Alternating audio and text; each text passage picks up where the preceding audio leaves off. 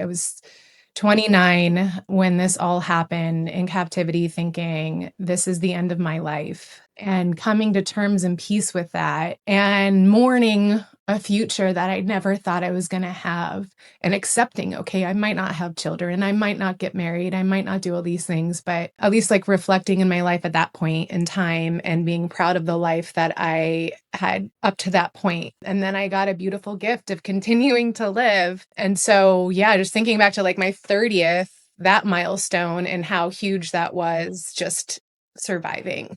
And now, again, like there's so many uncertainties at the time. We had to rebuild our lives completely, our reputations, our names completely. So it was impossible to really see a clear future. So to, again, just to be here right now with everything is a gift. Yeah, you just put that into so much perspective.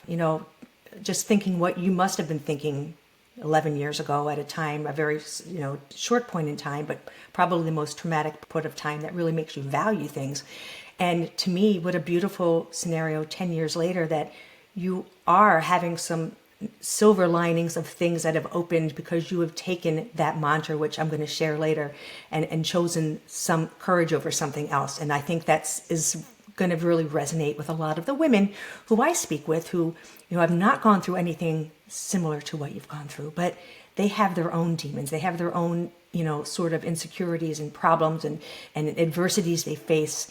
And you are proof that you can push through to another side to still go after those dreams that you want. Which brings me to the release of the Netflix documentary. I didn't know your story, obviously, until this came out. I mean, that thing went on like wildfire. I mean, I remember my husband's like, you have to watch this. And my husband's not usually, one that kind of would he likes things that have three eyes on it, sci-fi stuff. And I'm like, what?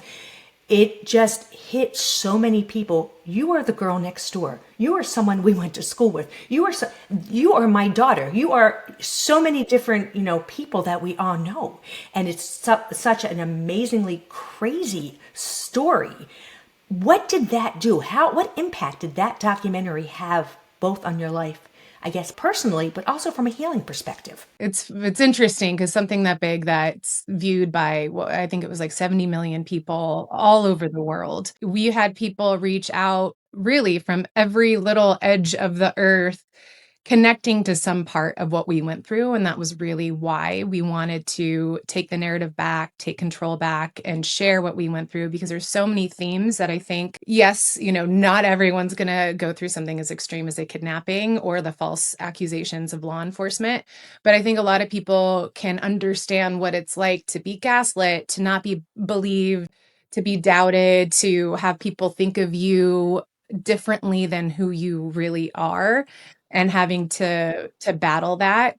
We all as humans are going to experience some kind of traumatic event in our life multiple times in our lives. And what's really beautiful about being human is our capacity for resilience and our capacity to evolve and grow and learn. I mean, really, I think all of us can handle things more than you think. I mean, how many people have said, like, I could never have done what you've done? Like, you just don't know. Hopefully, you don't never find out. But the biggest thing that changed since the series came out was people in law enforcement reaching out to us and asking for us to speak to them and to really hear from us and value what we have to say as victims, because we didn't get that. The irony, too, is this week, in a couple of days, we're getting a California District Attorneys Association's Victim Witness of the Year award, which is amazing. It's a great honor. But like 10 years ago, we were seen as bad victims, unbelievable, how you acted, what you did, we just couldn't believe you. So to see how things have changed, to see how true crime has changed,